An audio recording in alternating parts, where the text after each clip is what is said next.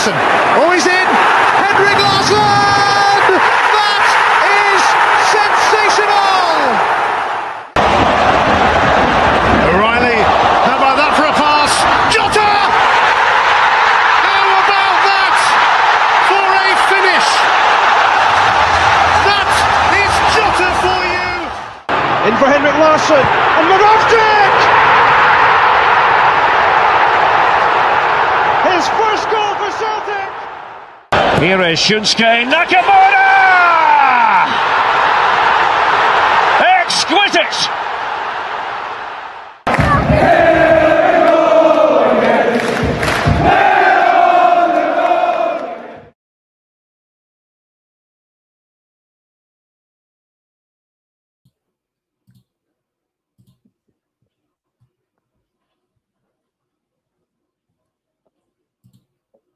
Good evening, everyone, and welcome back to the Celtic Unrestricted View. It's Monday night. I'm JP. Joining me tonight, I've got Ryan and Daniel. Well, lads, it's been an eventful weekend. Celtic won 3-0. We go clear in the table now. Some of our rivals in the table didn't manage to get any victories or any good results over the weekend. Celtic are looking forward to another Champions League playoff, second round tie. Well, the second part of the Champions League playoff, should I say. And we've got the wee incident here of signings now look to be imminent. But as I said, folks, we've got Ryan and Daniel with us tonight. Daniel, we'll start with yourself, mate. Good evening, and I hope you've had a lovely weekend. Good evening, JP. Good evening, Ryan. Good evening, everybody watching. I have a positive result at the weekend, although I think a few fans have left a bit wanting after maybe a performance-wise. But listen, it was a changed team, so we knew it wasn't going to be anything crazy, but still managed to get to a good result in the end. And Mr. Benjamin Negrin turning up with 2 goals looks to be settling into a Celtic jersey quite well. And the small matter of a Champions League playoff tomorrow night. Very excited, hoping that we can come back for Kazakhstan having qualified for the Champions League. Yeah, and good evening to yourself, Ryan. I know you've had an eventful weekend yourself, mate, work-wise, etc. Obviously watching Celtic as well. You were ready to go home and you saw the lineup when Celtic changed the full team, including the full back four. But yeah, they got the job done. 3-0 victory, another tough game in the Premiership League. And obviously, yeah, we keep another clean sheet, mate, which is the most important thing. And we now gear towards tomorrow night, which we're also going to speak about tonight. Yep, evening lads, hope you're well. Even to all the viewers, hope you're all well. Had a good weekend as well. When I seen Liam Scales was the captain, I was ready to walk him. I really was. Joke aside, it was a better second half performance, but the first half was a bowfest in my opinion, and I don't really say that about Celtic, but I need to be honest, I'm not going to sugarcoat it. I thought the first half was pretty poor. Somewhat in its mirroring game, I'm thinking, right, here we go again. This is going to be sideways passes. It's just sideways notion again. But eventually, the second half, we got, as Daniel says, Benji Negrin wanting the scoring, bit of luck involved, but you've still got to finish your chances. Some strikers miss their chances, so it's good to get the goal to start us off. And ever since then, we were quite comfortable, JP. So it was a decent result, considering, like you say, the change of team. And obviously, with two European games sandwiched in between the two of them. So, like you say, signings hopefully come in this week eventually. And the small matter, as Daniel says, is a big game tomorrow. Celtic put a tweet out earlier saying, crucial tie tomorrow. Well, Celtic, it's only crucial because you have let it be crucial. It's only crucial because you're the first leg. Wasn't it great? Didn't back the team, and now it's crucial because now we need to go and put a result and we need to go and win. And let's just hope we do that, JP. I'm pretty confident we will, but it's European football, mate. As been in the first leg, anything can happen. Yeah, obviously, looking at the team from the weekend, Daniel, Brendan made 9 changes to the squad, mate. Were you surprised yourself to see the lineup come out the way it did? I think I was surprised to see that amount of changes. I mean, I think we all were expecting a change squad to start, but I don't think we were expecting as big of a change as Brendan actually put out. But the team on the pitch managed to get the job done. So at this stage of the season, with such a big game coming up on Tuesday night, I feel it was just a case of go in, get the job done, get the 3 points, and then get on the plane. So yeah, we managed a pretty comfortable victory. I think we looked in control of the game at all times. But yeah, like Ryan says, just that first half, it was very, very slow. And then obviously we do manage to get the goal, and then second half we tend to kick on. But yeah, it's a wee bit frustrating just now. But like we says, like you touched on, we seem to be having a bit of transfer movement. So that's something we can actually start to get a bit excited about now. Yeah, we will touch on the kind of transfer movement, as we said, lads, as we go.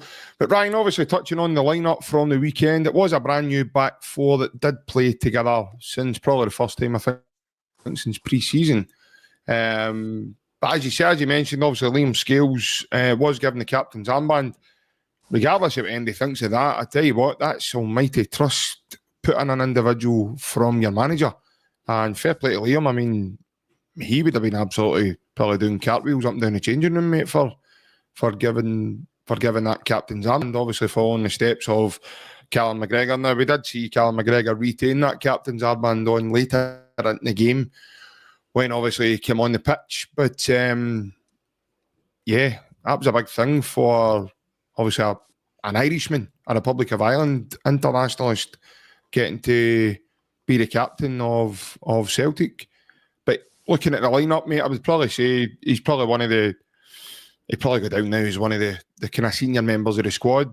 I know your thoughts, Ryan. You maybe weren't for that decision, but nonetheless, it was an almighty decision in the first place, mate. Considering Kasper Schmeichel, who is the Denmark captain, was obviously in goals. The lineup, like Daniel says, I think we did expect a few changes, but I didn't expect to see Anamura. I thought that I'm still surprised at it, even though we done all right in the game. He didn't call him no good enough, but he basically says that he's no for him right now. Didn't play him in a cup game against Falkirk at home, which is an ideal opportunity to put anybody who's new into the team, and then play them against Livingston after saying he's no good enough. I don't. That's one thing with Brendan. Sometimes he says things, I'm like, I don't get that. But listen, Anamura done okay in the game. I thought Dane Murray was decent as well. Scales did do okay as well. Ralston was all right. We didn't really need to defend, so you can only play what's in front of you, and they done all right. I didn't think anybody was wow, brilliant, amazing, but it didn't have to be.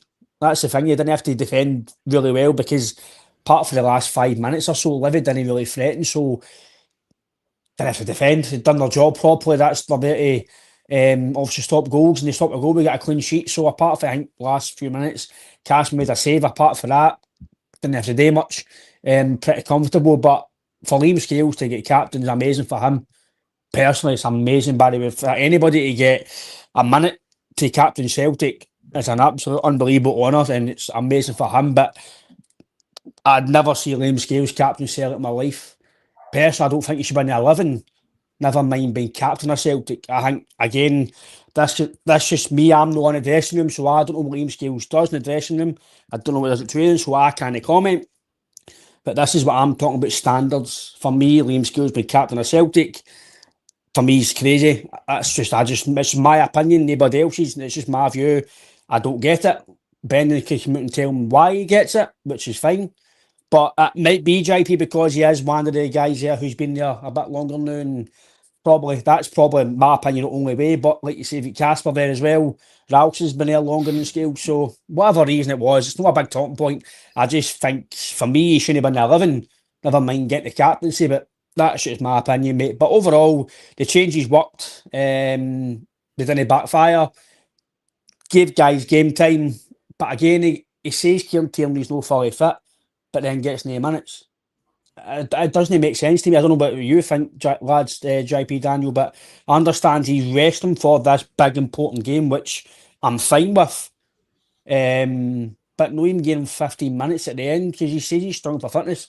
surely every 5, 10, 15 minutes adds to that fitness.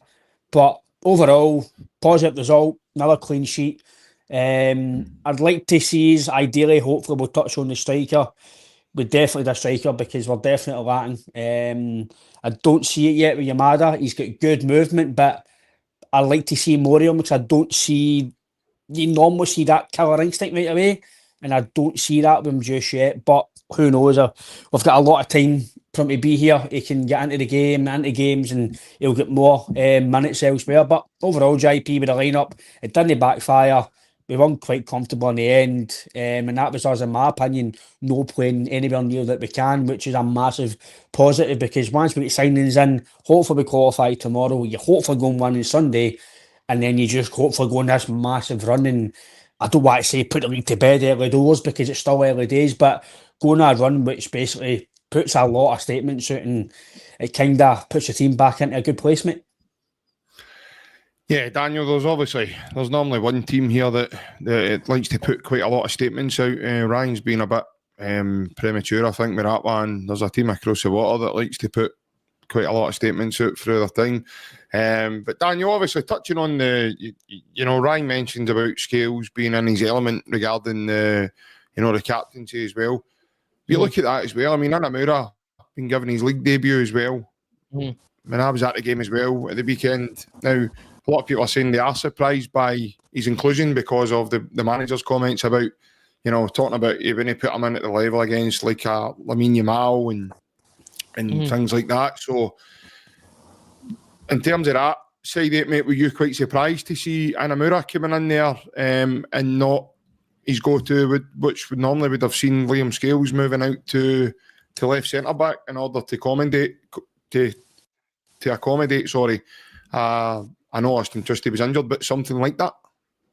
Yeah, I was actually quite surprised to see Anamura almost brought in from the cold because, like Ryan says, the manager made his early verdict on him and said, I don't quite think he's at the new. We won't see him straight away.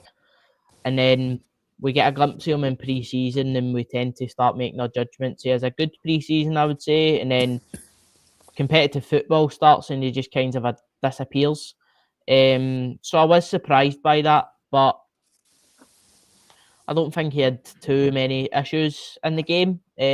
So yeah, like Ryan says, it was a big surprise considering what Brendan had actually said about Anamura, just about levels and stuff like that. So I was surprised to see that, but I think that could be down to the fact that Austin Trusty maybe was carrying a bit of an injury. So Brendan was like, well, you know what, Liam Scales, I'm going to put a lot of trust into you, give you a moment to captain the club and put a lot of faith into Liam Scales because that is a big thing to give him the armband. And then obviously he's brought in Amura and then went, well, here's your chance. You know what I mean? Yeah, I was really, really surprised to see Anamura in the starting lineup. Yeah, Ryan, how important is it, mate, to start the season when you've scored into double figures worth of goals now, and you've not conceded any goals in the league, and we're 3 games into the season now? You look at the line of fixtures. We were all saying if we can get through these opening fixtures, obviously one major one come in the next league game that we have in the coming weekend, but when you look at these opening games, and we were all saying at the beginning of the season, if you get through them, we've managed to come through, against top 6 sides in Aberdeen. You've got, St Mirren there, but we're away to Pittodrie as well. I mean, ultimately, it's early in the season. There's players starting to find their feet. There's players still trying to find their feet, and guys like Paul Bernardo and maybe even like McCown, guys like Yang. There's other guys trying to come into the team when they are being used now and find their feet. So, do you reckon it's really important, mate, that not only we've took maximum points up to now, but we've also kept the other door completely shut? Because obviously, as you've mentioned, there's been changes to the defence. Dane Murray's come in, Anamura's now come in. There's been changes galore in there. So lots of people say you try and stick with a winning side. Don't try and But obviously Brendan's trying to manage the squad and he's trying to get us through this number of fixtures. Because obviously as we get to December, we're then going to be playing like a quarter of league games just in that month alone due to not having a winter break. So how important, in your opinion, do you feel that, you know, it is to get off to a good start when we're looking at other teams in the league and you're going, right, well, they've not started well, they've not started well, they've not started well. So how important do you think that is? It's massive, mate, considering as well kind of some of the negativity with the transfer situation and stuff. If we didn't start the season well, then I'd have added fuel to the fire to that as well. And a lot of fans, maybe including myself, is a bit negative with the transfer strategy and stuff for summer. It'd have fueled their argument even more by saying, we told you so. This is when you don't strengthen properly. This is when you don't get your team ready for this, how you're at points. But it's worked so far. We've been quite comfortable with it. Haven't to really exert ourselves, shall I say, even St Mirren. It's not been fast, free, flowing attacking football, nowhere near it. But that's the good thing, that you're still winning games, still scoring a few goals, and no looking at our shots, and no having to play well just yet to win games. For me, that's a scary thing for the rest of the league, because when the window shuts, not just Celtic, it'll be the same for Rangers, Aberdeen, Hearts, it'll be the same for every team in Scotland. Once the window shuts, players know they're staying, managers know they're staying now, everything else is all put in the back burner to January. They can relax and play their football. That's when you might see more the players settling down, knowing that if there's rumours about Maeda or Vickers or Tata, whoever it is, once that window's shut, right, that's you back, sell it player, you're going nowhere, focus and win the league, focus on the treble or whatever, your European games, whatever. So that's when I think you'll start seeing more attacking play, more relaxed, kind of the players look more relaxed, because when you've got a game tomorrow, which is a massive must win, you can't really look towards Sunday yet. You've got to win tomorrow, because if we don't win tomorrow, even if we win on Sunday, we're still going to be, well, why do we not qualify for Europe? Do you know what I mean? So tomorrow's the most important thing, but it's always good to get a good start, JP, because especially when that's about the club now with the boardroom and the transfers and some of the fans singing sack your board and fans at each other's back because we're no back the team in summer. So you need to start well, and the fact we have started well and not having to exert ourselves too much, JP, then for me it's a massive positive, man. It can only be confidence in the team. Yeah. Daniel, obviously starting well, as Ryan says, really gives the team confidence, but not only that, mate, it also really sets, I mean, obviously if you know, we've got a job to do tomorrow, we will touch on that as well, but you know, you come over that hurdle and we managed to come out the right side of tomorrow night. Yeah. It really just opens up the season, mate, doesn't it? Yeah, definitely. I would agree. I think the start that we've had is probably the best possible start we could have. And we've seen in previous seasons just how important it is to get off to that good start, because it sets us up lovely. 3 wins from 3 games. We've got a barrel, starting to fill that barrel with goals now, and we're keeping the back door shut at the same time. So it's just constant positives, even though performance-wise it can be left a bit given.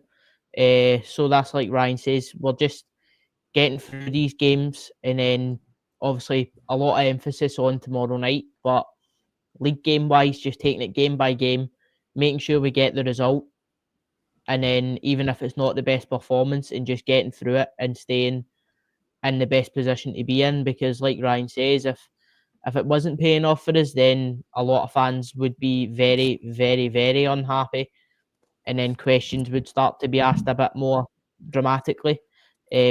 But we're not in that position. We're in a winning position right now. Do we still need strength and quality? Absolutely.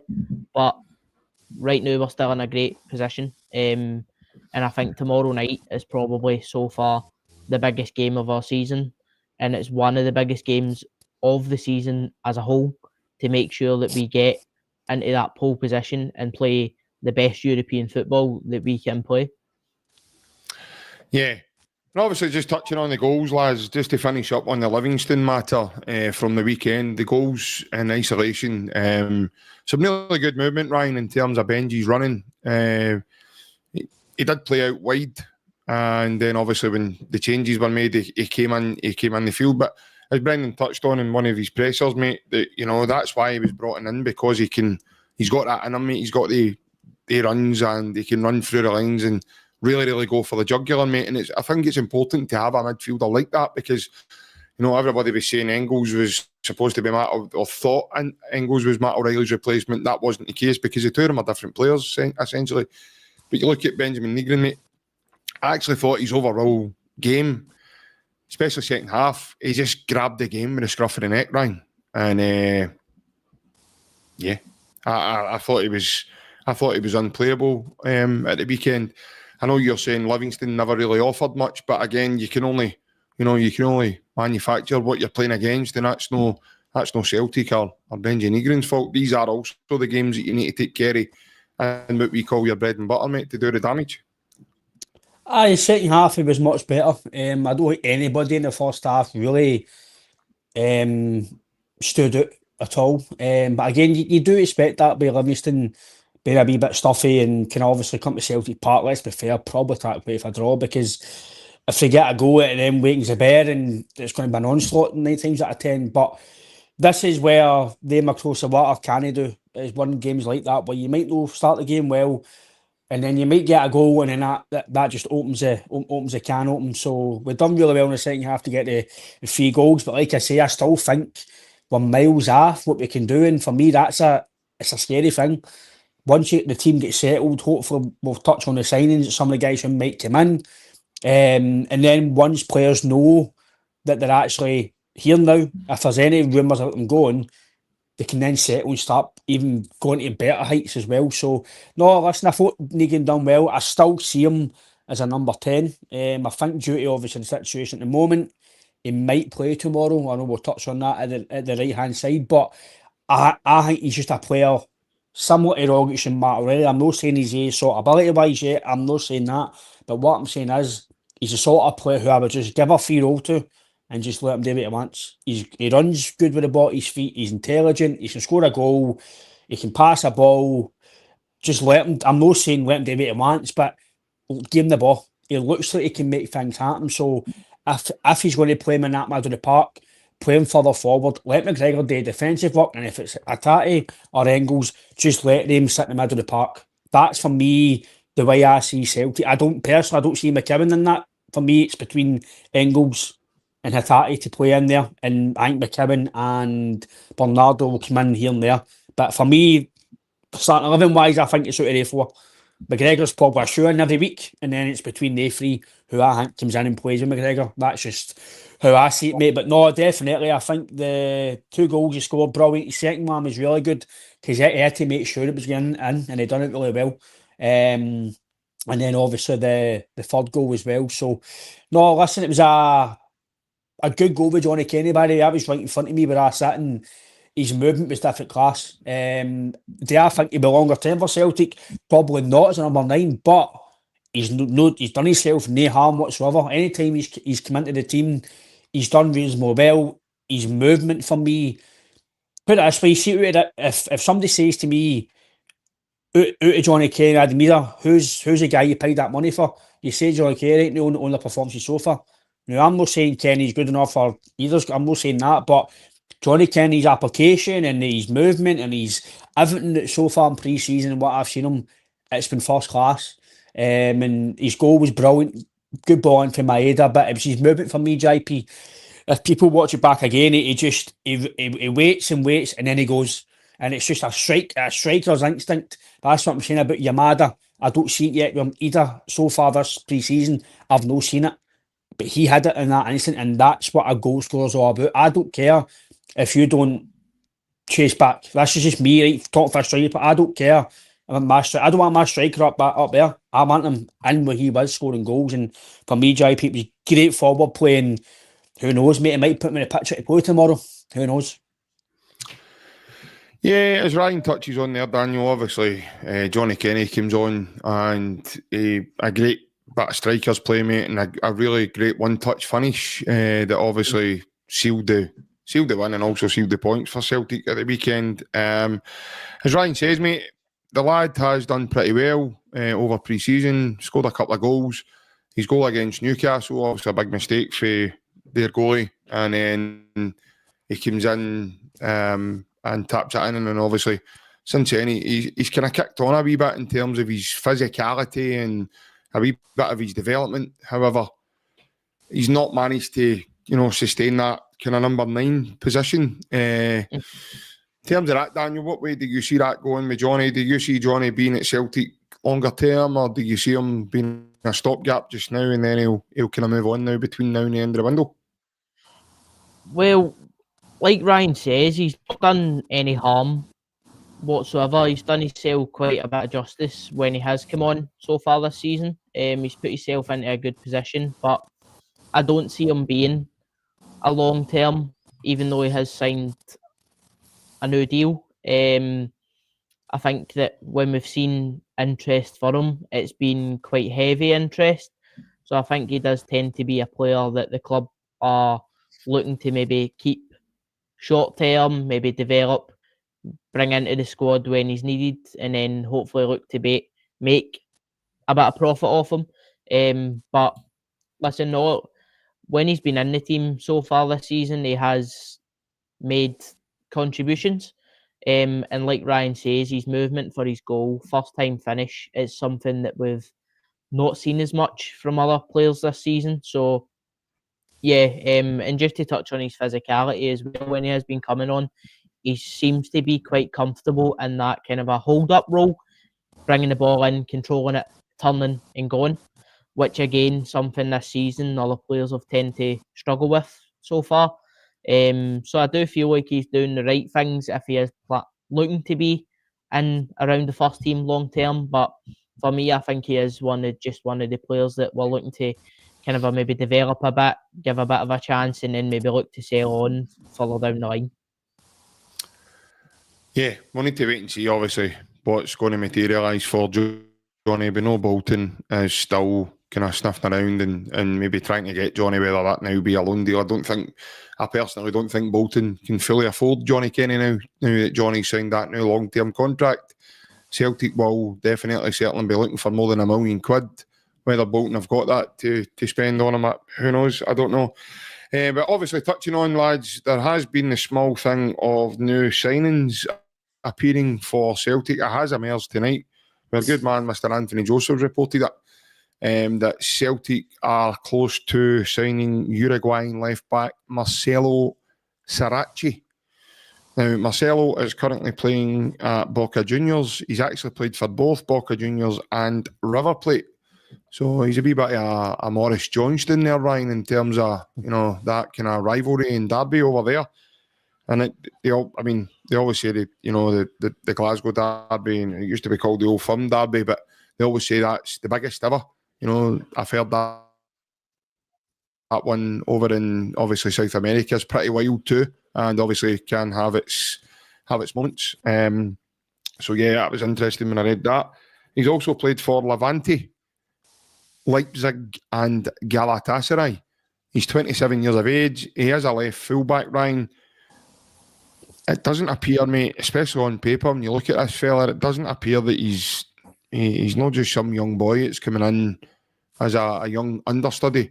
This lad certainly has a decent CV, mate, and he'll I would imagine he'll add certain experience level as well. And obviously, as it stands just now, Kieran's only lasting so long in games. This lad would no doubt allow for the rotation to come back the way we saw last season between Greg Taylor. It was Alex Vine in the first half, and then in the second half of the season it was Jeffrey Sloop. But yeah, Ryan, obviously your thoughts on that, mate? Good age, 27, good experience, type of player we should be going for profile-wise. Know somebody necessarily to sell on, and know somebody that's just a stopgap, somebody that, who knows, if he does well, he could get sold on, or you could keep him for a long time. It just depends how he's going to be, if that deal's a loan deal with a permanent, or it's a loan deal with obligation, whatever the way they're going to work it. We don't know how good he is, so I've still to go and look at the clips of him fully. I've seen wee small bits of him, but we don't know how good he is, so we don't know if he's able to come in and be full left back to cover Tierney, Or is it like Anamura when he comes in? Oh, I don't rate him. Then he's not playing. So I think they're looking at, is it £2 million or so for maybe the buy? So quite cheap. Don't know if that's because there's a situation in his contract or there's a situation over there. It's pretty cheap for a player that's playing at that level as well with Boca Juniors. So, no, listen, good profile, good pedigree, good experience. Again, I don't know his ability wise. I've not seen him, so I would rather just wait to see him because the amount of times I've seen players on YouTube and clips and I thought this guy's a belter. Or, listen, this guy looks good, and then he's came and he's been able to be seen. So I just hope he comes, does well, good pedigree, JP, like you mentioned there, some good clubs. He's played in ferocious derbies, he's played in big stadiums, so come to Celtic Park should be no issue for him. But I'm wary of South Americans. No, in fact, it's not South American actually, but I'm wary of that type of signing players for that type of the world because they don't always come and do well over here. Like Bernabeu came for Argentina, didn't do well. Left for Juarez as well. Yeah. They've came for here, didn't South American, he plays for Central. Uruguay. Aye, sorry, there you go, South American. They don't really do well when they come to Scotland. So if Juarez started well, Mexican didn't really do well longer term. Bernabeu's not really done well. Azaguirre done well, to be fair, if you include Honduras. No, Canada. Yeah. If you include Honduras as South American, I don't know the contents of that, I don't know. But we've not had the best of luck with them. So that's maybe my only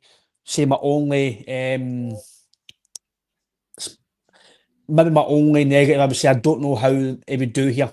Different culture, etc. So, but listen, good pedigree, JP. It's a signing, it's cover, and he's obviously somebody that I've maybe had an eye on. So let's just see how he turns out, mate. It's a profile that we should be looking at. So the profile's correct, the age is right, he's got good experience. So in terms of it's up to him now. The profile's fine. So let's see how he turns out, mate. Yeah, Daniel, I mean, certainly when you look at his CV, mate, as Big Rab just says there in his comment, which I think is a fantastic comment. Also, Marcelo Sarachi, he's played at 3 different European teams as well, so it's not like he'd be coming here out the cold from South America. Yeah. He's never played in a European continent before, so he certainly has. But obviously, what's your thoughts on the actual signing itself? It does look like Celtic are going down the route of a loan deal, first of all, and then obviously with an option to buy him. So obviously probably doing the right thing there, having a look at him, seeing how he settles. Hopefully he comes and does well, and then obviously we can then talk to him about that $2 million deal, whatever's going to be agreed. But it's certainly an area of the field, mate, that we do need reinforced. Yeah, definitely. And I think judging by CV, obviously his age and stuff and as well, and the level he is currently playing at, it does look to be sort of a rotationary signing rather than just a backup signing, which does look to be a good positive move. I think left back is definitely an area where we do need quality rotation if and when it does come time for that. Because we've seen on the other side, no disrespect to anybody, but when Alistair Johnson is injured, the drop in quality is quite evident. Obviously, left back as well, we've seen it rotationary. Sometimes it does become a bit of a problem through injuries. So if the club are looking to explore that loan with the option to buy, that seems to be something that we've become quite accustomed to with some loan signings over the years. And I would say they have proven quite effective for us when we have had them in and that option's been there. And if they've been successful at the club, then we've triggered it and managed to keep them. So I do think that on paper it looks like a good deal. But listen, we've had a Uruguayan left back before in Diego Laxalt, and he was a bit touch and go. So I'm not jumping the gun on anything. I'm not making any judgment on the guy until he's actually in the door. But just judging by his rap sheet, he does look like quite an experienced player. Yeah, he certainly does have a wealth of experience, that's for sure, in his CV. And obviously, he's played some really good games and for really good sides. We'll need to see how that one materialises. Ryan, touching on the next one, we have agreed to sign Michel Ange Balikwisha from Royal Antwerp. Now he's 24. He's a winger. Belgian. He's played for Belgium as well. And he's obviously played in the Belgian league for Royal Antwerp. We did see photos of him yesterday saying cheerio. So we definitely know he's kind of en route to here. Here's hoping his medical goes well and we can get that tied down. It was interesting hearing Brendan's comments earlier because obviously he touches on that. He never gave any names as he normally does, but he certainly did say that, by the time we return back home from Kazakhstan, we expect a couple of things to have happened. So obviously, certainly another signing there, mate, in an area of the field that's kind of desperately needed. Yeah, it's been a long time coming. I think this, if you want to call it a saga, with Balikwisha, it's been tweeting for it's been tweeting. It's been tweeting away for weeks, and sources saying this, it's no happening, it's happening, it's no this. So there's a lot of hype about him for coming from Belgium and a lot of other sources, and the fact that he seems to be one of our main targets, which we hopefully could get over the line, which is good. Finally getting a main target, because he was obviously rumoured last year. He was rumoured in January, and then there was talk about him coming this summer. So it's a top target, and if the board have eventually put the money out, or eventually got this deal done, the money men or whoever deals with the negotiations, then brilliant. It's good to get that in. Yeah. Probably later than we wanted, but it still gets over the line. I'll tell you what though, he better be good. Because there's a lot of hype about him. This has been on for weeks. And if he's fully fit, which he should be, because he's been play him on Sunday. No messing about. Get him in, really winners. I guarantee he's better than Yang, and he's better than Agent James Forrest. And I haven't even seen the guy play yet. I just know that he's better than they two. I just know he is. If I'm wrong, come back in a few weeks and I'll go, oh, that's why you should watch Belgian football, Ryan, more often than you should, pal. But if he's playing with Royal Antwerp, who are a decent team now, they're up and coming. They're really well ran at the moment. They've been Europe the last few years as well, so they're a decent team. He's played in the Champions League a few years ago as well. He's played for Belgium. He's been really good in that league for his stats, etc., and his data. I've not seen him play. I've only seen small clips, so I can't comment on the guy's ability. But for all the sources and all the hype about him, and we need to get him in the door, but his injury problems, we need to get him in the door. Play him on Sunday and let's see what it's all about. That's the games that you need to show. Sorry, doing it against St Mirren and Livingston and getting the old goal against Hearts.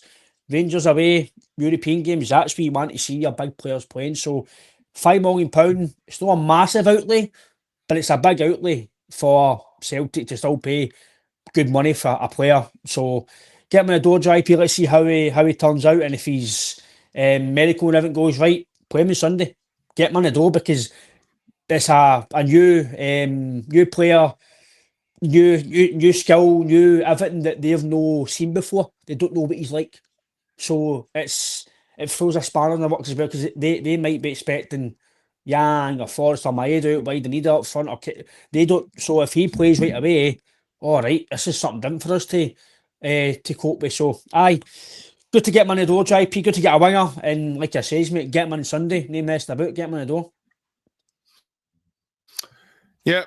Daniel, obviously, touching on the Balikwisha, mate, as Ryan mentioned, it has been going on for a bit of time now. As you know, it started off, the last time I remember, the first time, I remember seeing his name was kind of January, and surrounding that transfer window. And obviously, we've signed players before who have told us, like Yamada says, there was contact with him in January with Celtic as well, and Austin Trusty said the same thing when he signed about last summer, etc. So there's always been that kind of prior engagement between the both. So you just kind of wonder how long this has been going on with Balikwisha to now get to this point now that he's obviously signing. But my understanding is, mate, there's been a lot of to and fro with, personal circumstances about him in Antwerp, and we're hearing that many different stories. But it is fairly decent now that Celtic have got their man. I think Stephen Kennedy in the comments there says he's never seen Brendan look so happy. The way he was more or less sitting with a big cheeser on a bit of his presser. I've not seen his full presser, but earlier on, he was kind of like the Joker. Where that grin was on his face. So it's as if he kind of knows, that in terms of what he's got kind of coming in the door, because this is his man. This is a guy he's pushed and pushed and pushed for Celtic to get, and now they've got him, mate. Yeah, definitely. And for the fact that it's went on for as long as it has, it clearly means that Brendan has wanted him in the door and has identified him as somebody that he definitely wants at the football club. I'm in the same boat as Ryan. If he's coming in and he's fit, play him on Sunday. We've seen the club do it before with signings. Josip Juranovic, of course, one of the more notable ones over the years. We've seen it happen. We need quality in that position. So what better by the way, Alistair Johnson made his debut for Celtic at Ibrox as well, mate. Alistair Johnson as well, mate. So we've seen it over the years. So if you are a quality that we're looking for, we're crying out for it on the wings. So get him in, get him on the wing, and let's see what he can do. I don't know how we're going to fit him into that song, Ryan, of we've got my dad doing his thing. We've got Balikwisha, he's on the way. I don't know if that works. I'm not too sure, but get the champagne out, lads, because there is reports now coming from Turkey that Galatasaray right back Elias Gillette is just about to agree to come to Celtic also. There is negotiations about small matters underway. However, the player is just about to make his way over from Galatasaray. What's your thoughts there, Ryan? I'd like to see more sources on it, obviously. It's just coming from Turkey, so hopefully... There is a couple in Turkey now Hopefully we get some over for here, because I don't know how reliable Turkey reporters are, to be honest with you, JP. So don't get me wrong, this was reported a few weeks ago from the same source. The same source did say a few weeks ago that Celtic wanted him. He's now saying that it's potentially going to happen, but until sources over here can I get a hold of it, or it progresses, then I'll go, right, okay. For me, I write back, listen, I've seen a lot of people on Twitter speaking as well about Alistair Johnson. This guy's only come in until AJ is fit.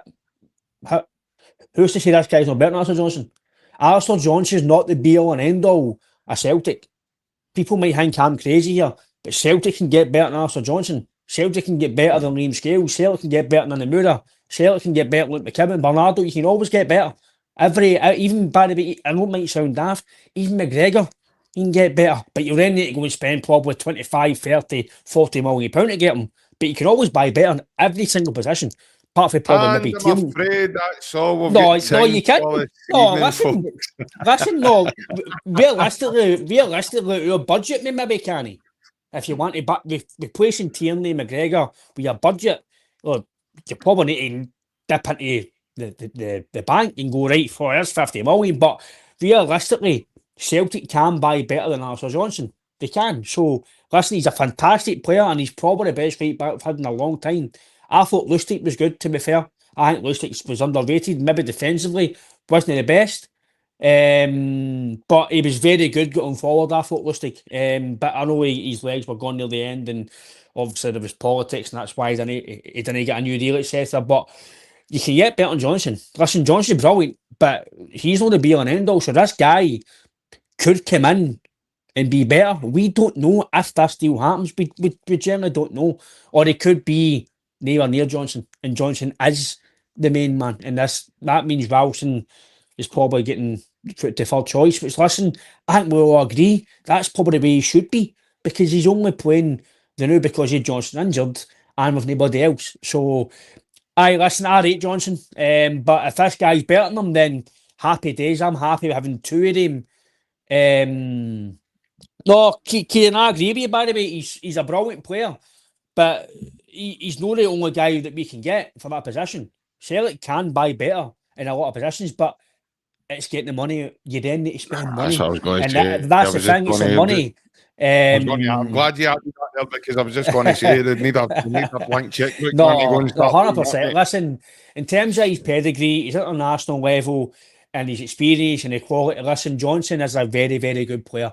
I'm not saying he's not, but just to say that this guy's anybody we sign, by the way, we might sign a striker, right?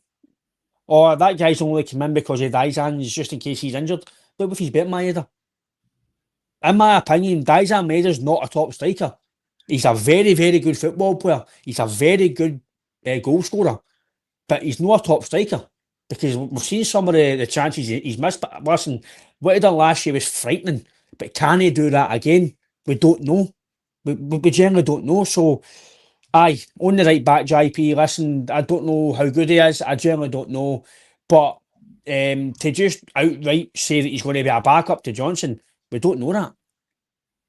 we generally don't know how good he is until he comes in. Then we might go, do you know what? Like, maybe AG is the best we can get.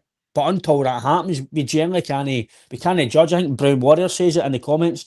We can't judge anybody till they come unless you've seen them from down south. Say like I'm trying to think of a player who's free to know. Just say Josh Brownhill for Burnley, right? Free agent still. We know what he's all about. Goal scoring midfielder, tackle, aggression, captain, leader. We all know what you're getting from him. You know he's going to come up here and he'll do your job. We don't even need to look at scout reports for him. We know he's a good player. But this guy for Turkey, we don't watch Turkish football, so we can't comment. So, but aye, listen, it's that is AG's jersey to lose when he's back. So if this guy does come in, it's a very, very good fight to have because I would love JP to have, listen, I know wages wise and money wise, it's probably not going to happen because two players aren't going to be happy, but that's not the time to fight for the jersey. But having a Juranovic and AJ situation at Celtic, mate, it'd be the perfect world. Dip in and out. One plays 1 week, one plays there, and it's good for the squad, a good competition. No, I get where you're coming from, Ryan. It's an interesting point. That Daniel, obviously, that actual transfer link has came for Turkey. Ryan did say at the beginning of that there, mate. The Hoffenheim spiel that he gave us there regarding bringing in better players, etc. for each position. You know, Ryan, he likes his wee Jimmy Calderwood moments with his rosary beads not rattling away in his pocket. But obviously, you don't know how, Ryan did say, we don't know how true that the Turkish links are. I did report in Turkey, mate, when Rangers were over there last season that Rangers were rotten. I tend to agree with them, mate. I think they got that one spot on. So I definitely think some of the links for Turkey are definitely bang on the money. It just depends, obviously, who they are. But all kidding aside, mate, obviously it's an interesting one, this, isn't it? Because obviously it's now a position that's became apparent that, you know, we have a big discrepancy in that, you know, AJ is now injured. He's out for 12 weeks. Yeah. Tony Ralston's there. Young Kobe Donovan, who, fair play to him, by the way, made his senior debut at Celtic Park on Saturday. Right away, he showed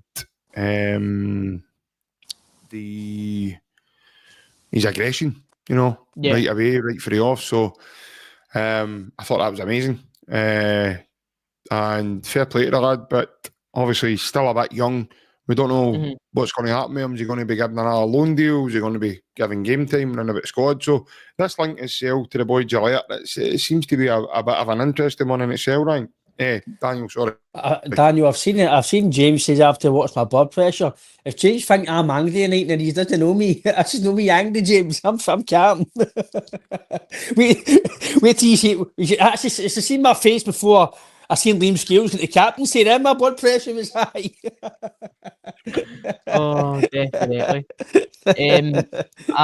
With links coming for Turkey, sometimes they can be a bit unreliable, but we'll just have to wait and see because, like, I'm going to condense Ryan's down a wee bit.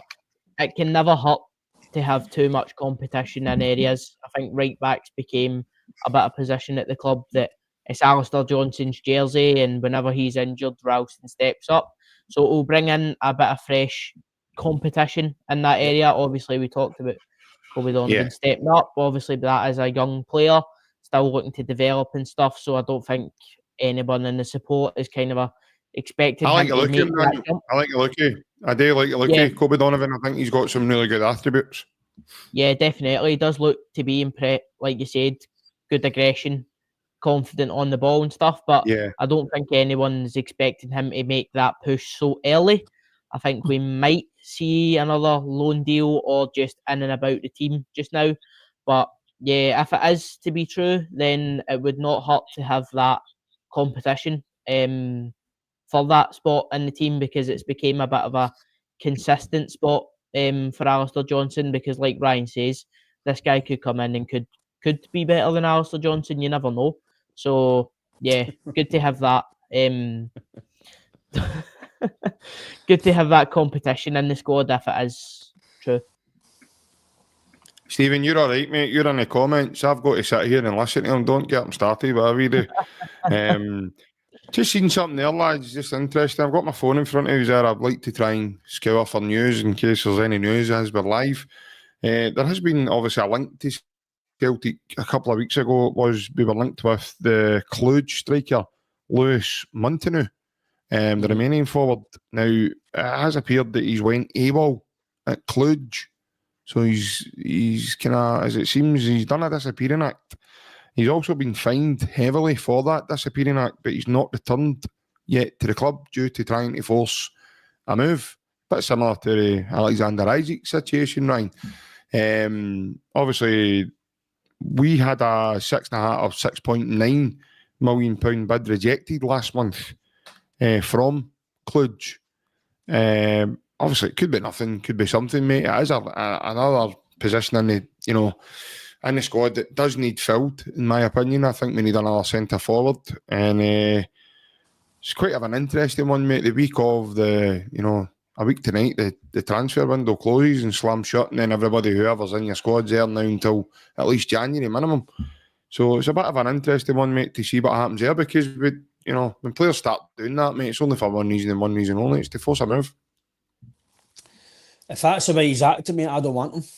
He's obviously got an attitude problem. There's ways about going about your move. As Chris Boyd said, Daniel Kuzan put us to the sword, and then he left next day. Still done his job, scored goals, didn't mess about. Still, as a Rangers player, he done his duty, and then he left. Like Agaman yesterday, fake injury, no playing. That cannot happen. I don't care what level of football you're at or whoever you are. You do not. You do. Ryan, sorry, mate. I'm probably going to reference. I'm going to reference wee Barry here and say, how do you know he's injured? I know, and he's listen. Obviously, that's for him to talk about what happened at Figueman yesterday. But if you're a Rangers player, you're in that dressing room. Let's say we've all been in dressing rooms with JP years ago. People would have been known.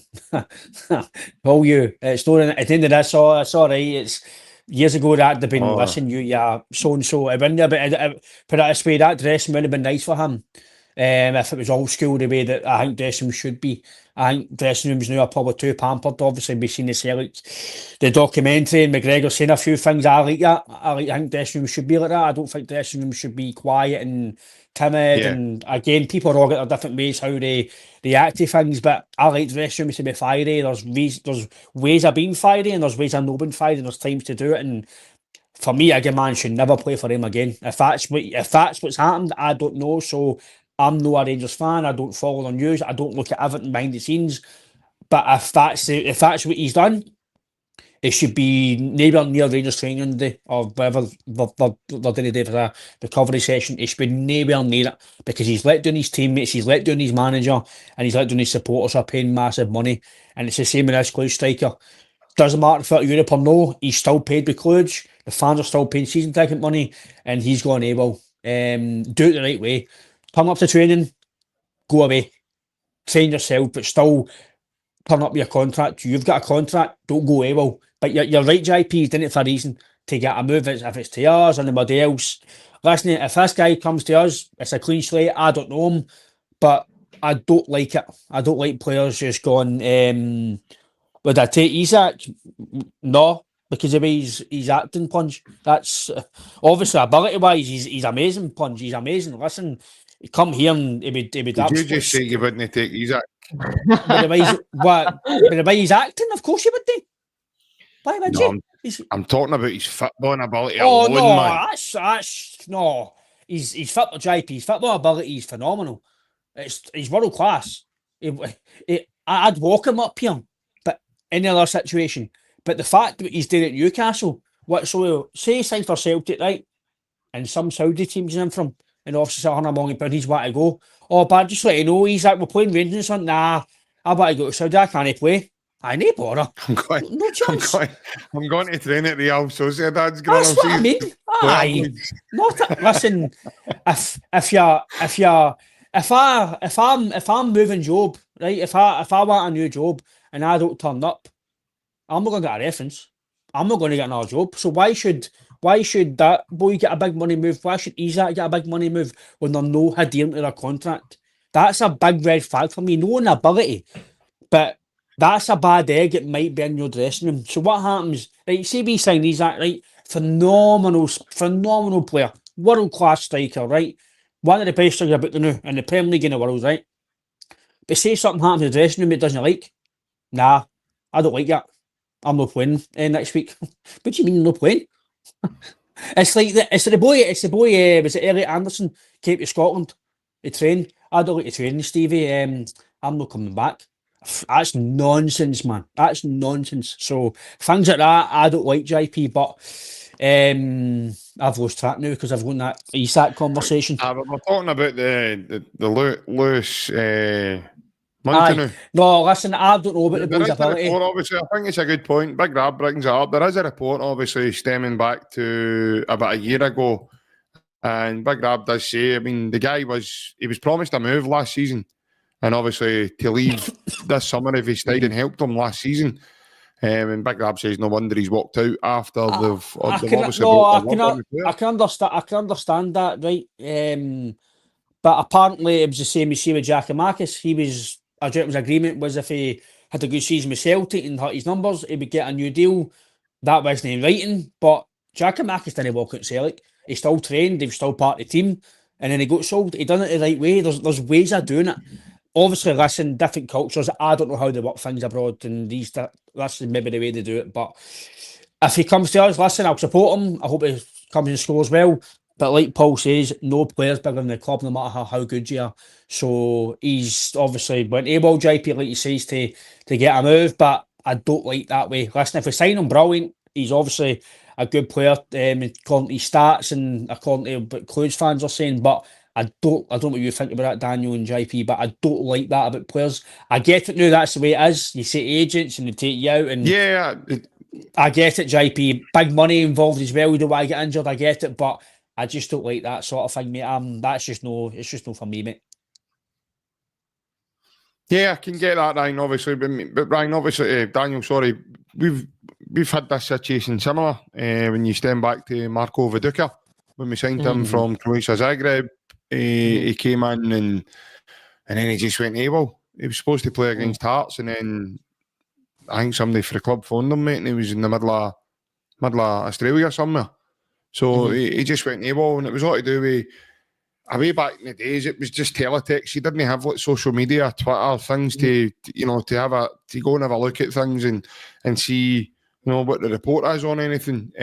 So you were only getting snippets for what the report was in the papers back then, as his head wasn't right or something, or he wasn't, and then he walked out after things went really sour for the club at a time when we'd probably one of our worst results ever in history, and against Super Cali Inverness, when it's Super Cali go ballistic, Celtic are atrocious. That was a headline in the next day's paper, and Viduka walked out at half time.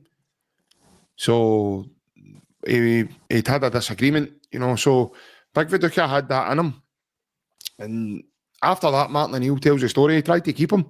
Martin O'Neill wanted Viduka to stay at the club. Mm-hmm. And this was before he signed Chris Sutton for the club, Daniel. So Celtic have dealt with players. I mean, Adam Ida done it before he came to us. Adam Ida started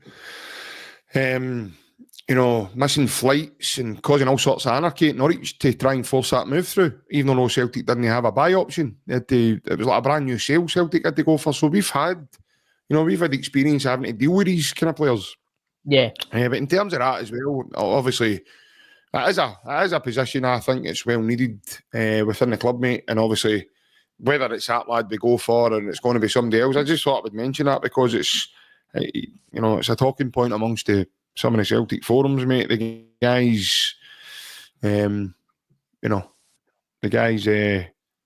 went AWOL and obviously he's been heavily fined for it, but it's not made him return to the club, which is strange. Yeah, definitely. I think he is a player who we have already put a bid in for. Obviously, it was rejected, and obviously now he's went AWOL from the club. So I think if he was to come here, obviously it is something that we know he's got in him. So it would be a situation to monitor. But I think one of the viewers mentioned there is a link also there for Valencia with him. So we'll just have to wait and see. But if he does end up at the football club, for me, it's clean slate. Go and do what you need to do. If you're a good player, you'll play. If you're not, you'll either be sold or you won't play. And if he chooses to kick up and cause a fuss, I don't think Brendan Rodgers would be too slow in showing him the door. Get a grip there saying that Daniel is still Googling teletext to see what the meaning of that is, being so young, buddy. But no, I think the wee man's well aware of what teletext is. It's an old thing you used to have to do with your TV, and it made your TV look absolutely mental. It made it look like an old computer was talking to you or something. So yeah, the teletext news a 10:30 show now. The teletext a different one now. You've got running bars and everything for it now. Chasing bars and iron bars, depending on who call me. Chasing bars and iron bars, depending on who your clientele is. Sometimes it's a shoe rack, sometimes it's a coat rack, sometimes it's a big rack. So depending on what you fancy and what night it is, you might be in for a treat. But Ryan, as Daniel touches on there, obviously there's been a link with Valencia there, but I don't really see that materialising after him telling us his sister caught paella food poisoning the last time he took her for a wee holiday there to Spain, and I don't know if that's maybe going to put him off. So hopefully there might be something in it. Brendan can offer him a couple of extra refillables and promise him two McFlurry Easter eggs or whatever when he gets to Glasgow, mate. Aye. I do think we should. I think obviously if you read a few of the outlets, a striker is on an agenda. I'd like to think it's, again, I know money's not always the biggest thing for getting you the quality player, but I would like you to go and break your bank and get a marquee striker as IP, and depending on how much money that's going to cost the club, I don't know, but I think we're crying out for a top striker. I'll be honest, I don't think we'll do anything. I don't mean just marquee, mate. What do you mean? Ideally, somebody a proven goal scorer who we're no signing like, say, like Yamada, or somebody who we don't know how good he is. Somebody who, I don't want a project sign. I want somebody, just say like a profile like the left back for Uruguay, but a goal scorer. Somebody who's played in Europe, somebody who's played experience, played in Europe, has got maybe caps for his country. A proven goal scorer for Europe that we can go, right, he's going to come and score goals. So, Yamada, we don't know how good he is. Johnny Kenny, will he get Europe? I know.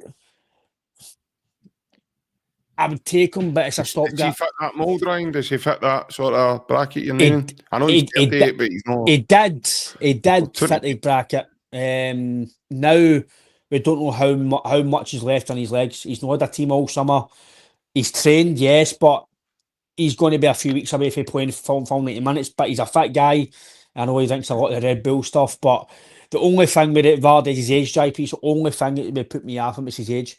He would do as a stopgap, but is he going to make you better Europe? He would definitely score you goals. But I don't know. Vardy, for me, I would take him. But I just think for me it's a last resort because they can't get anybody else in. Or they don't want to spend the money to get somebody else in. But again, listen, you can't say no to Jamie Vardy. I'm no against it, but I don't know. I don't know. For me, it's Brendan's wee book again. It's getting to help him. SOS, help me, mate. Similar to Casper and Jeffrey Stroop. Help us. I can't get a forward on the door. Come and help us. Not any harm, though. It's no, but we can't keep doing that every season. We can't keep getting Brendan's wee black book out for free agents to go and help him. That's the recruit. For me, I don't know if it's a recruitment team that's doing their job right or the money men is not releasing the funds. Whatever one it is, I don't know. But I would love us to go and get a top striker, JP. No, a free agent for all day for 1 year. Somebody that was going to be for 2 or 3 years. And if we do sell them on, fantastic. If we don't, I don't care. As long as they come in, score goals, make his better. Because I don't think without a top striker, by the way, we'll do nothing in Europe. Nothing. No matter how good you are defensively, if you can't get somebody that's going to score you goals in Europe, you're finished. You need to score goals. It's the biggest. Like Maeda, right? See if he can do it done last year. Fantastic. We can save money for a year. Fantastic, brilliant. But can he do that? Will Adam Eder do what he done against Aston Villa? I can't see it. I don't see it. Will Johnny Kennedy for you? I don't see it. You're mad. So we really don't know what you feel, lads, but I think that's a priority for me now as a top striker. How much money it's going to cost? I don't know. It's down to the money men to decide how they go about that. Yeah, Daniel, obviously, as Ryan touches on there, certainly a player that's profiled maybe, with some really good experience would obviously help the squad. Jamie Vardy's name has been mentioned, mate. I think obviously because he's played under Brendan, he's played with Casper, so there is a couple of links there for Jamie. And I think it'd be, obviously Jamie's coming to the end of his career now. If Jamie was to move on, it's probably going to be the biggest move in Jamie's career. You look at it now, he's 38. Yeah. And I know he's played in the Premier League and, the way that looks, but in terms of club stature, mate, he's never going to have a shot at, if the link's anywhere near true, then he's never going to have another shot at coming and playing for a bigger club like Celtic. And obviously, depending on what happens tomorrow, we're ready to touch on tomorrow. However, what about yourself, mate, in terms of your thoughts on Jamie Vardy? Is that a move that you would like to see the club pursue if that is remotely true and there is a possibility of him coming in? Or would you like a bit like Ryan, would you like us to go for someone a bit younger in terms of that and age-wise? Because a lot of people are saying that the age thing's putting them off, but Casper came, obviously he's a different position though, obviously he's a goalkeeper. Ryan's saying he doesn't know what's left in Jamie's legs and stuff like that, but me personally, mate, I think it'd be a great experience and obviously someone really good to have around about the team as well, someone that would help and bolster the team. But in terms of your own thoughts, mate, what you feeling there in terms of Jamie Vardy? I definitely think he fits that goal-scoring, tried and tested mould.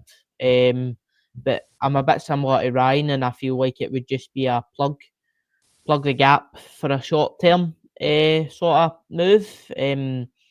Obviously, like we said, Jamie's had a very successful career so far. He had a brief brush with the Champions League with Leicester, but it's completely different, I would say, to something that he's used to. He would be playing regular European football. Obviously, he is getting older, so we don't know how much he's got in his legs, but I'm kind of a similar to Ryan. I would like to see quite a fair bit of money sank into a tried and tested, proven track record goal scorer, however much that may be. Just somebody that we know is going to come in and do as a job long term rather than short term. But if the club do choose to go down the route of Jamie Vardy, I don't think it would be a bad signing. We've seen in the past players kind of are reaching towards the end of their career. They come in and they can also benefit the squad rather than just scoring goals for us or impacting the team. They can benefit the players round about them. We see that obviously now with Casper and Sinisalo. He's learning off of Casper Schmeichel and it's great to have someone like that, so it could benefit. But Yeah, I think short term, Jamie Vardy would be a very, very viable option. But long term, I think we should be looking a bit further forward and make it consistent in that competition for striker. Because right now it's anybody's game. Yeah, lads, I don't know if it's just me or the way I'm looking at things. Maybe I'm getting older now. Maybe I'm changing my thought processes when I'm looking at things. But I just think when you look at football in general, I think it's a really, really hard, difficult market. Teams galore are struggling to get players in that they value. Newcastle have struggled to get players in. You look at Aston Villa are struggling to get players in. Man United have brought a couple in, but unless you're paying the top range of money, I mean, Liverpool have spent hundreds of millions of pounds just in a couple of boys. But when you've got that higher bank balance, Celtic they're nowhere near that stratosphere. As much as we do have a healthy bank balance, we're nowhere near it.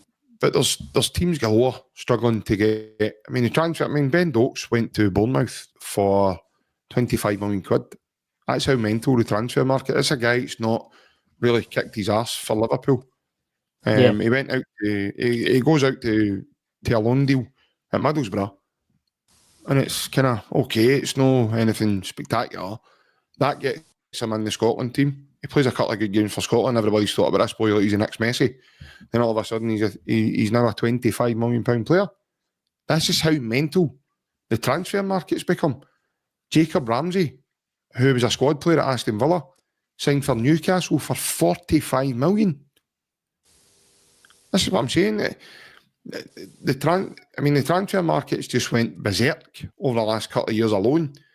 But I just feel that, if you've got the top end cash, then anything's your oyster. Teams like Man City, Liverpool, they can go and spend hundreds of millions. Now we've got this financial fair play thing. All that's going to be in moderation. All that's going to be done now to rules adherence and everything else that's going to follow. So I don't know. For me, I've even said it on the channel, lads. I've even said it in chats to you boys. I've spoke to his person and stuff. For me, I'm not getting too bogged down now with the, you're now seeing these lads all, Uruguayan left back, Balak Risha now coming in the doors, a couple probably another couple going to follow. There'll be guys going out the door. I don't get too bogged down with the processes. I'm looking forward to the outcome and seeing then how Celtic look over the next week. Celtic's team will predominantly now be different for the game on Sunday. And that'll be done now with a couple of signings that are just about to finalise over the next couple of days. So that alone puts us in a different place. For me, Nygren and KT have made the first team better. If we can now get another couple in to help the first team, at the end, people are saying just now, the bench is strong. And that's without adding, like Ryan says earlier, your forward players, your wingers and that. So when you add that, whether it be a loan deal or a Celtic go and spend money, I think obviously tomorrow night has got a big impact on now what's going to happen. Celtic do the business tomorrow and they get through. I think the club will show a bit of ambition there and they'll go and spend a few quid on a few players. If Celtic drop into Europa League, they might be reserved in that, and it might be loan deals with the option to buy. So, so that's just the way I see it. So we'll need to I get what you're saying on that, JP. In terms of obviously the money side, listen, the market's bonkers, man. Obviously, with the financial fair play and stuff, like Liverpool and that can spend the money because of the amount of money they brought in and everything else. Teams like Spurs and Newcastle and Villa, because they're not bringing that money in, they can only spend so much. Obviously, the Newcastle documentary, they could only spend so much money in Anthony Gordon because we've not got that just yet. So I think that's the reason why I'm saying if we're going to sign a free agent, a 30-year-old, with the amount of money we've got in the bank, the recruitment process, and the amount of time we've had to get a striker, that's not a good look on the club, in my opinion. That's just my opinion. That's not on Jamie Vardy, or if it was Danny Ings, whoever we signed a free agent, that's not on them. But if that's the only player, the best player we can get for a recruitment process and a data analysis and whatever else and scouring the world, that's concerning for me. And the fact that you're bang on, they probably will go and spend money if we qualify tomorrow. But no matter what happens tomorrow and what happens the rest of the season, the process of this, in my opinion, I get what you're saying, and you're totally right what you're saying, it is be all and end all, as the end result of the window. But we may have qualifiers again next year. Is it going to be the same next year? Because I'm not going through this again next year. I can't do it again. Us as fans cannot wait to qualifiers to be spend money. I'm not going to another playoff next year with potentially Scales and Dane Murray. And I can't take it only playing 60 minutes or a else like that can't happen. Ryan, I think for some reason, mate, for some reason this year, it seems to be getting heightened more and highlighted more, mate. This has been going on since Martin O'Neill was the Celtic manager. This isn't something new. But is that no alarm bells though? That's happening every single season. Because, well, for me, the most important part of my transfer window, Ryan, is the actual outcome. It's not what happens in the transfer qualifiers, though. You've got qualifiers, so if we don't qualify for, like Daniel says, Amora, there's going to be bedlam. If we don't win tomorrow, it's bedlam. No matter what's happening Sunday. I can get it. I'm not saying it's the right. I'm not saying it's the right process. No, I'm not saying that. What I'm saying is it's been going on for 100%. Going on for some time, mate. It shouldn't be though.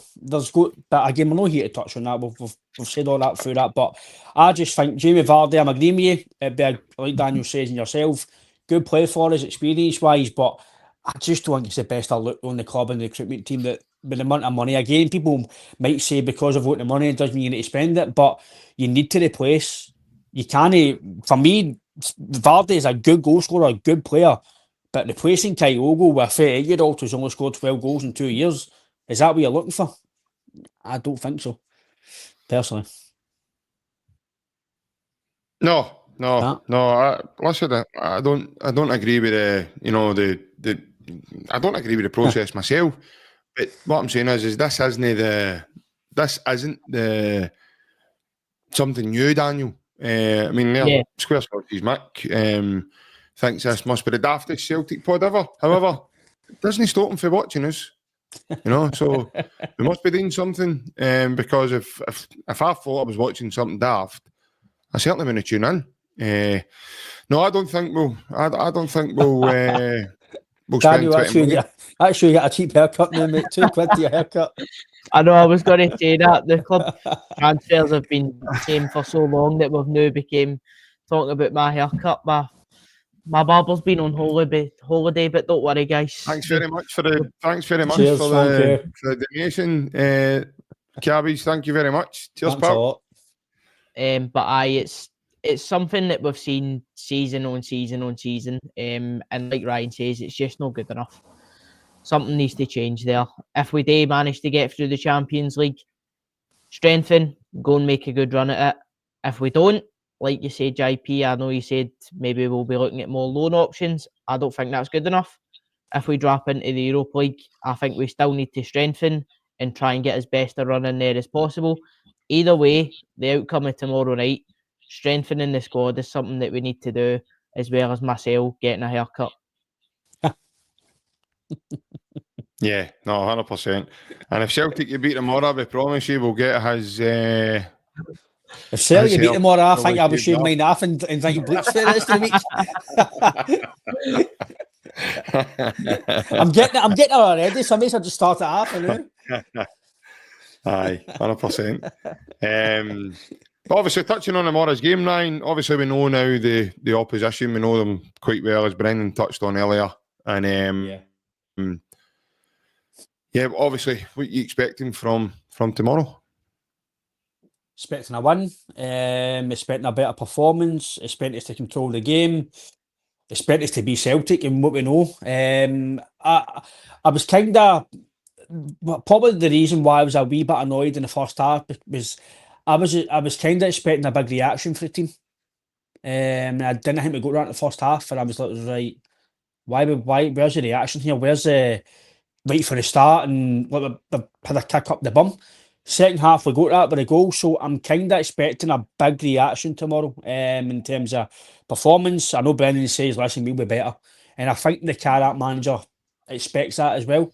Listen, it's going to be still a tough game in terms of the heat and everything else, but like Brendan says, if we don't win tomorrow, nothing washes, no excuses, nothing about the board, but obviously the board and the recruitment process and the transfers will still get that negative press and still get negative myself, but if the players tomorrow do not win, it's on the players as well, because there's every opportunity to go and get a victory tomorrow. See, as much as Ryan, see when you're touching on there, sorry to cut in again, mate. See when you're touching on the Celtic board, obviously the criticism that they've had, and obviously, obviously the way things have went and all the singing and everything else. When you look at it overall, mate, since Brendan Rodgers came back to Celtic, the Celtic board have given him 60 million quid to spend on the Celtic squad, mate. So this is a board that, by the way, have been accused of not investing and not giving money to the squad, but I've given him he spent 60 million quid for his return. You're spot on, but how much money has he brought into the club? He's brought it back in, so it's worked. So people say that he's, and listen, some of his signings have been horrendous. His first window, Mason Morales, so that tells you it's not been a good window, but he's been successful. The money that he spent, you're bang on, he's been gave money. Some of the players have not done well. Lenovsky, Lagerbielka, Palma, Tilio, guys like that. But the money that brought back into the club, we brought in over £40 million in one season. The money we spent on Engels, Trust and Eden, no matter what you think of him, brought that back in and more. So he's been an unbelievable success. No matter, I'm agreeing with JP that some of the signings he spent have been like £9 million either and stuff like that. It's been pretty poor. But this is a guy that's, was it 13, 14, 12 years he won at Celtic? How can you not back him? No matter what you think his track record of signing players, they've not been great. And I totally get it. Some of his signings have not been great. Some of the signings are still Angie's signings. But he's still managing these teams. He's still managing this club to a treble last year and a double. He's still managed the players. So, trust, as much as I think his signings are no great, some of them, but you can't question this guy for what he's done at this club. The board, whatever it is, they need to give him, because what other manager right now can we ask to come in and do this job that's not going to cost you a penny to bring in the door? You're totally right, Barry, with the amount of money. He has been backed, but he's also been backed and he's brought in success. He's brought in more money than we've spent. Like Chris Sutton says at the weekend to Boyd, look at net spend. We're in profit. We're no skint. It's not like the 60 million we've spent has made us skint. It's made us the most unbelievable attraction we've ever been in the history of Celtic. So what does that say? Give him cash, give him money, and he'll make you successful. Simple. In my opinion. Yeah. No, listen, I understand what you're saying, Ryan. I fully understand what you're saying. But Daniel, obviously, that's quite an impressive figure in itself, mate. When you look at that, he's spent over 60 million quid in his time here, and he's not even been here 3 years yet. So, for any narrative or any silly narrative that's going about saying that he's not been backed or he's not getting this, he's not getting that, well, that's a fair figure to be looking at just now, mate, and we're not even finished in this transfer window. Definitely, but I'm in the same boat as Ryan. Tomorrow is a must-win. There is no other excuses. If we do not win that game, we are then playing Europa League football, which for the quality and standard and position that we're in financially and as a football club doesn't match where we should be. When Brendan Rodgers came back, he said he came back for Champions League football. So he shouldn't be playing anything other than Champions League football. The money should be getting spent to stay in the Champions League, no matter what, whether that be this season, next season, any season. All seasons that he's at the club should be getting played Champions League football, and the money should be getting spent for him to be able to do that, in my opinion. But yeah, tomorrow is huge. Nothing but a win is acceptable. We even said that on Tuesday. Last Wednesday, was it? No, we're not in that position. So it's a very, very difficult one to try and navigate. We've went to get 3 goals to just win the game now. Yeah. Yeah, exactly, mate. And that shows that's quite alarming that we're now in that position. We should never have been in that position. So yeah, just win, no matter how you do it. Just win and make sure that we're playing at the top level in Europe once again, where we should be. Yeah, 100%. It is a massive game for us, and you know, it's something that all the fans have got sheer anxiety from. You know, in terms of what if we don't win? That's all I keep hearing. What if we don't win? What if we don't win? There's not one person saying, you know, I'm confident Celtic can still go there and do the job. I think we can still get a victory. It's all kind of what if we don't win? If we don't win this, then this is going to happen. If we don't do this, this is going to happen. If we don't do this, this is going to happen. But yeah, as I say, you know, things are what they are. Like I say, all these narratives that are going about and this, that, and the next thing, they're nothing new. You see them every season. You know, and every season, rebuild FCs, I've started calling them now. You know, there becomes a fear of them as well. Well, what if they do this? Oh, they're doing that. They're doing this. They're doing that. And everybody just looks out with. You know, they forget the guys who they've sung praises to. They've went and cheered on and sung their names and everything else that have brought this club the success that we have celebrated as a fan base over the number of years. Like we've said, Celtic are bouncing doubles, trebles, you know, pretty much every season. We were a penalty kick away from winning another treble last season. But people say, you know, that's last season. But those players are still there. That winning mentality is still in the squad. Starting with our captain. That's that alone is a significant difference between us and them. You know, that's what I went to earlier in the summer when I was hearing the Rangers are doing this and they're doing that and they're doing, you know, what we do is completely forgotten about.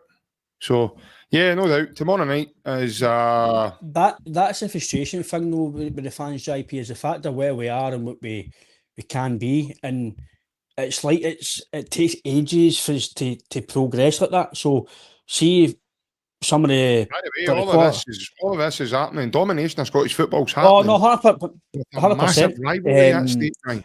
It's just the frustration for me is, like we've all spoke about, see, like, as much as I don't think they've signed brilliant players, right?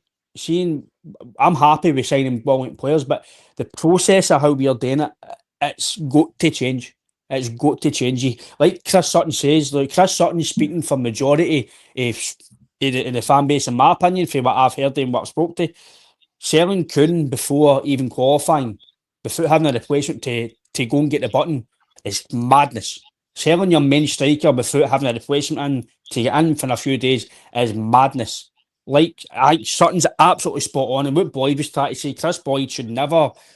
I don't know what he's on that for. When Chris Boyd talks about football and he's serious, he's actually all right. But see when he tries to butt in and try and be this comedy art with Sutton, it doesn't work. Chris Sutton was talking absolute brilliant sense about Kuhn and Kyogo and replacing stuff like that.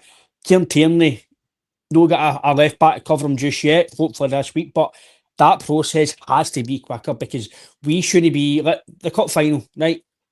I was in my head, I was like Yang and Scales can't play next year either. They three shouldn't be starting the first game next year because in the cup final a lot of players were, but they three were really, really, really, really poor.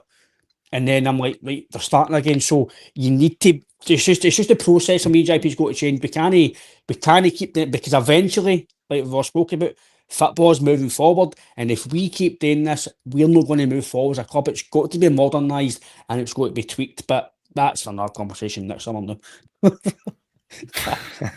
We're going on you to wait for that one. And then for the same again next year. Oh no, again, man. We'll be getting into the last week of the window. We're still waiting on 4 deals happening. But we'll be talking about Brendan's next flight and probably Lady Gaga's playing this time instead of Madonna's. That's him again. They won the tie. Oh, I must believe in next year again. Aye. What did you know about your tie for? Easy. I was roasting. I like Charlie McGrew's thing with Daniel when he says, do you know, bring your 5 buttons down and get your chest done as well at the same time up with Audrey. Well, it was roasting. But no, that's a bit now, lads. Obviously, I ask you for a wee team prediction regarding to tomorrow night. Daniel, I'll start with yourself, mate. What do you think the team will be tomorrow? After Saturday's lineup, I'm a bit more unsure. But I do think the back four will be Casper Schmeichel in net, obviously. Liam Scales, Cameron Carter-Vickers, Kieran Tierney, and Anthony Ralston. In the midfield, this is where I become a bit unsure after Saturday's performances. I think we will see Cal McGregor, obviously, Rio Hatate, and then I think Benjamin Nygren will be given the nod, especially after Saturday. And then on the wings, I think again we will see Aramida played through the middle. And we'll see obviously Jamesy Forrest on the right and then Maeda on the left. But I do feel if things aren't moving in the right directions, I don't think Brendan will be very slow to change it up. Yeah. Ryan, obviously yourself, mate. How do you see the lineup faring and who do you think will play? Same back four as Daniel and same goalkeeper. I actually think it'll be Engels, McGregor and Hatate. I think he'll play Nygren out wide and I think he'll play Yang or Forrest out left. I know Forrest is more right, but I'm going to go with Forrest out the left, or Forrest out the left with Nygren out wide, because I think Nygren playing out wide, it gives you the option of coming inside. I know I didn't like that, but I like that. Just give him a fair roll because you've then got Engels to cover and you've got Ralston there as well. So you've got that cover there if Nygren does go inside. And if you play through, I think you play Maeda through the middle, he's just a mad buzz bomb. He'll go anywhere. So he covers you anyway. So that's my teammate, Maeda through the middle. If I had the Maeda, I might not rate him. But if he's fully fit, then I'm guessing might play him. But if he's nowhere near 100% fit, do not play him. Because this is a very, very important game. You can't have passengers, you can't have guys who are no fit or no fully ready to go and play. By the way, I love Kieran Tierney, but see if he's not ready to go to play 70 minutes or something at full pomp, you can't play him. You need to play guys who are fully fit, fully ready to go to put obviously listen, Katie will put his body through the line, so he's maybe he's different, but realistically we need everybody firing, everybody fit, everybody feeling good to go full pelt. And after maybe 60 minutes, if we are in a good position, then as Daniel says, you can make changes as well. So that's my teammate, and hopefully we can get the job done. I'm not going to make predictions because I don't care how we score. I don't care if we win 1-0. It's I generally don't care. I honestly don't care about the performance. I want to see a better performance. I want to see it, but the more is all about winning. I don't care how we win. I just want us to win. I don't care if it's boring. Saturday was different. It's a league game. I want it at home. You want to see a bit of entertainment. You want to see goals. But the most important thing tomorrow, JP, I don't know what you think, mate, but it's just win at all cost. I don't care how we play. If it's a nosebleed, a header, I don't care. Any goal matters, and just go and get the win. Yeah, I'm the same. I think it'll be Casper Schmeichel, Tony Ralston, Cameron Carter-Vickers, Liam Scales. I think it'll be Kieran Tierney at left back. I think the midfield will be Engels, McGregor, Hatate. I think Benji Nygren will start out wide right. And I think it'll be Yang that plays in the left wing. And I think he'll play Maeda through the middle. So I think he'll go with that kind of line up, see how we go. And then he might look to start making subs. Now, I agree with yourself, Ryan. I don't think he'll play Adam Maeda. I think he's still, touch and go. Whether I know he's travelled with the squad, I know he's with them, but I think he is still touch and go with that. I think playing Maeda from the start at the beginning will stretch them. They are going to have to open up a wee bit, lads, if they want to try and negotiate that tie as well. So bearing in mind, they are the home side tomorrow night now. So they're going to have to, they're going to have to push. And when they do, we've got pace there. Even Yang, Yang's quick. People might say, he's not the best of players, he's not this, he's not that, but he definitely does have an element of pace. And Nygren's not a shrinking violet either. He's not slow. He's not a slouch. So it's that's the team I think will start. And I think yeah, I can't see anything. Listen, Ryan, you know my thoughts, mate. I'm never ever going to. I'm always going to say this. Eventually, it's going to happen, and hopefully that's tomorrow night, mate. I'm going to predict another Celtic one away from home. I'm not giving you a score because I don't want to start predicting. I'll take 1-0. Imagine the drama in extra time. You'll be gutted, wouldn't you? I'm still need to go in. By the way, see when the Bayern game came around, man, and we nearly won in the 90 minutes, I was ready to go on the text and say, come on, I told you so. I tell you so. But I've always, you know me, mate, last season, when we spoke to William through the Champions League campaign last night, I did think, we would get a victory. And I think that'll still come. I think that'll be tomorrow night, lads. I think Celtic will win. And just the way Brendan, I don't know, something in the way Brendan's talking, mate. I think the players might be tuned into, approaching this game differently. And I'm the same. Yang for me, I think, is better, Daniel, playing off the left than what he is off the right. I think you get more off him on the left. But one thing's for sure, mate, and Barry Barron spoke about this on this channel, so it's not just myself that's saying this. Barry Barron's on record saying this, that you cannot fault Yang's work rate, mate. See, when he's maybe not having the best of games or beating his man or doing, he's still been a good teammate, mate, and that means chasing and harrying players and winning you needless things like corners and throw-ins and things that Celtic could score from. People might not think of that in moments. They might just get upset with him going, he's no beat his man again. But when we've lost the ball, he's one of the players that's, really pressing that down and getting us those things. They're also just as valuable in games, Daniel, than what, just scoring goals is as well. So, especially in the modern game as well, and the way Brendan likes to play. So, for me, I'd like to see Yang, and I think he'll play Yang off the left. He was unlucky with that header at the weekend, and all, mate. I do not know how the goalkeeper saved that. I really don't. I thought it was I actually thought it hit the underside of the bar and went in. And I wanted to see it again, and it turns out it was probably one of the best saves you'll probably see this season. I do think that'll be the team. But Daniel, obviously, Yang playing off the left, mate. I just think he gives us that extra bit of pace, mate, that maybe is lacking just now for James Forrest to start the game rather than that choice. Yeah, definitely. And like we said, I know I did tip James Forrest to start the game, but I feel like if it is Yang, then obviously they're at home, they're the home team, they look to open the game up. And that only benefits us if we do start with that pace of Yang on the left, because again, we just go at them full pelt, and it opens it up and it allows us to play our football rather than a team that sits in. Because also I think we get a bit swept up in what we've done or not done, but also that team need to come out and try and win the game as well. So hopefully it's an open game and we are able to just do our job. But regardless of who steps foot on the pitch tomorrow in the starting 11, it's a huge, huge game, and anyone who is picked to play that game, it shows a lot of trust from the manager. So, just like Ryan says, I don't care how it's done, just make sure we come back with Champions League qualification.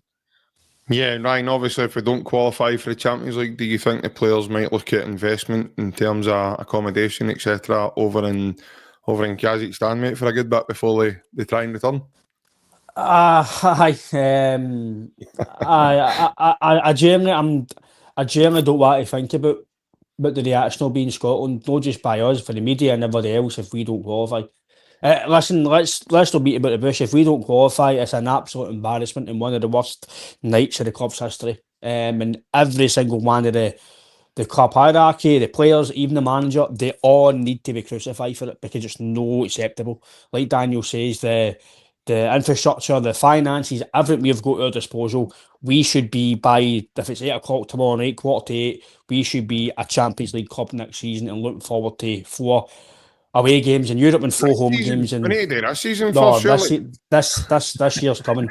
We should have eight massive games to look forward to. By the way, you only get to qualify for one Champions League, man. You don't. You can do 4 ahead here. We should be looking forward to 8 massive games. Listen, don't count your chickens. Don't be disrespectful.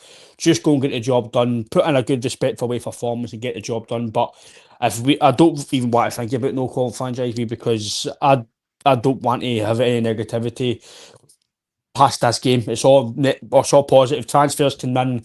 We deal with Sunday as well when we look forward to the rest of the season, because if we don't win, mate, it just brings up all the negativity for the summer and everything else. We don't want that. We want to be positive and everything we talk about now. So let's just get the job done, mate, and hopefully we're celebrating another season in the big competition. Yeah, 100%. That's all we've got time for tonight and Monday. Thank you very much for everybody that's took the time to tune in with us across the platforms. Thanks to everybody that's commented. Hope you've all had a nice wee start to the week. Myself, Ryan and Sean will be back tomorrow night again. We're going to do a live after the game. So I can 100% tell you I'll be there regardless of what the result is. I don't know about the lads. I can't speak for them. I'll be there, but I might be bleached next to me. We'll see.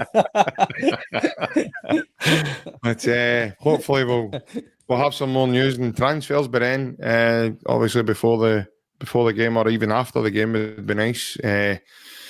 But yeah, hopefully we're all smiling. Daniel, cheers again for coming on and no, we're not doing a watch along. We're going to come on and do a live after I'm being honest, get a grip.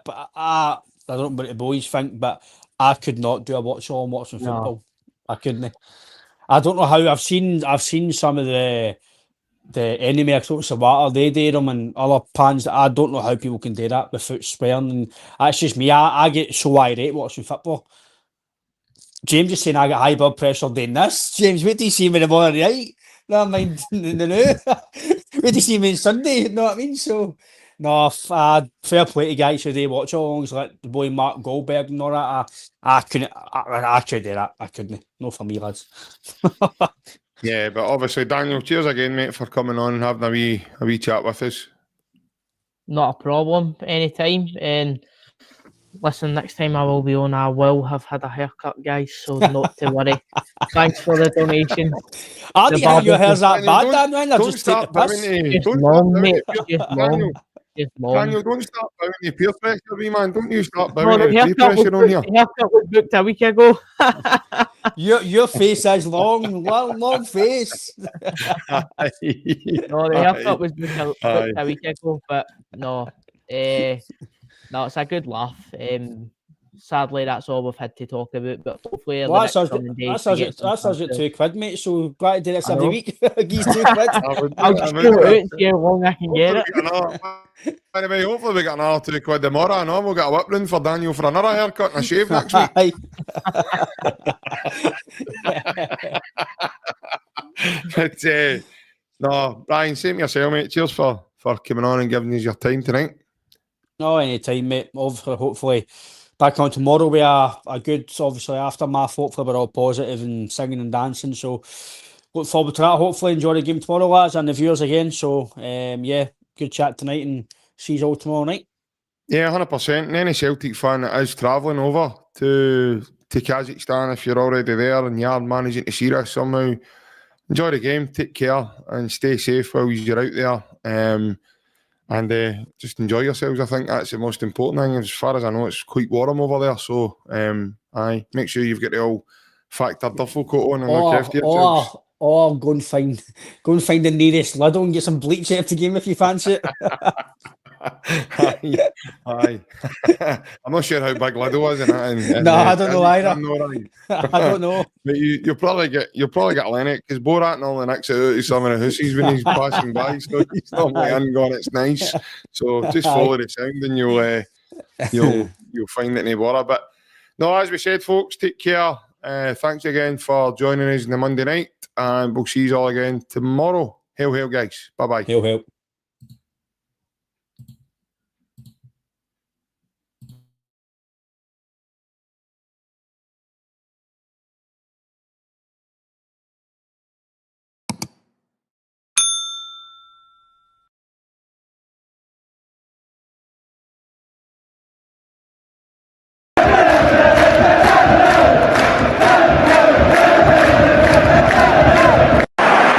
Sets up Larson here.